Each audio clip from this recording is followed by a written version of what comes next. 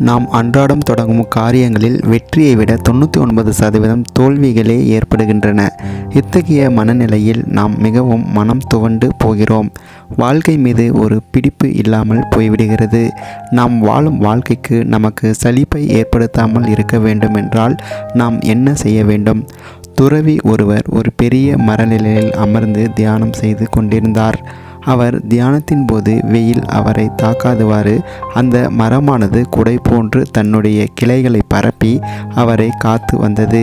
நெடுங்காலங்கள் தவம் புரிந்த பின் தன்னுடைய தவத்தை முடித்து கொண்ட துறவி மரத்தை மிகவும் நன்றி உணர்ச்சியுடன் பார்த்தார்.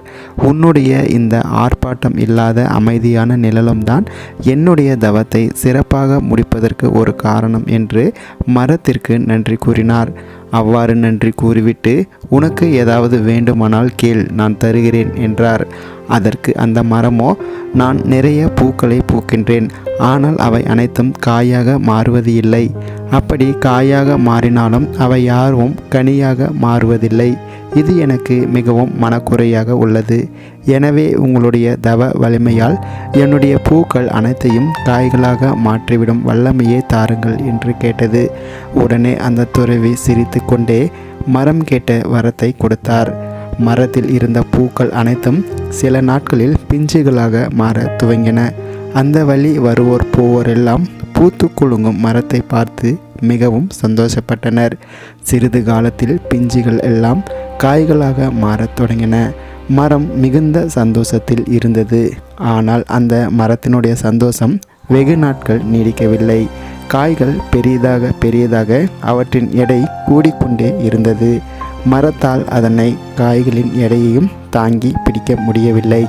கழுத்தை முறித்துவிடும் அளவுக்கு கடுமையான வலியை அந்த மரம் அனுபவித்து வந்தது.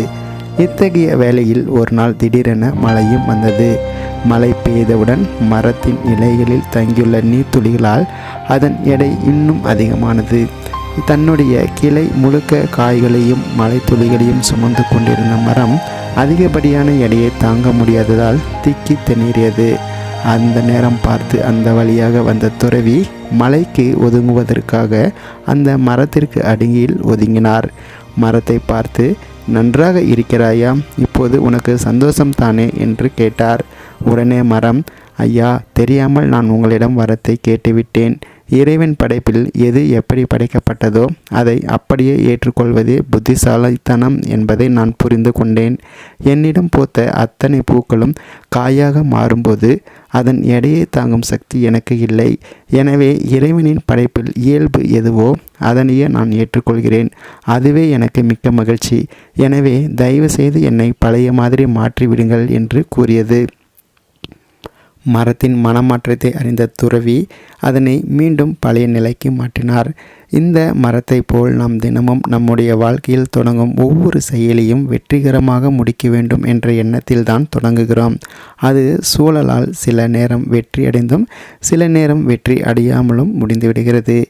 எப்படி இருந்தாலும் நாம் தொடங்கிய ஒரு செயல் வெற்றி அடையும் போது நமக்கு மகிழ்ச்சியையும் தோல்வியையும் நமக்கு மட்டும் பயிற்சியையும் விட்டு செல்கிறது என நினைத்து மன திருப்தியுடன் வாழ கற்றுக்கொள்ள வேண்டும். அப்பொழுதுதான் மீதமுள்ள நம்முடைய வாழ்நாளை நம்மால் மிகவும் சுவாரஸ்யத்துடனும் மகிழ்ச்சியுடனும் வாழ முடியும். நன்றி.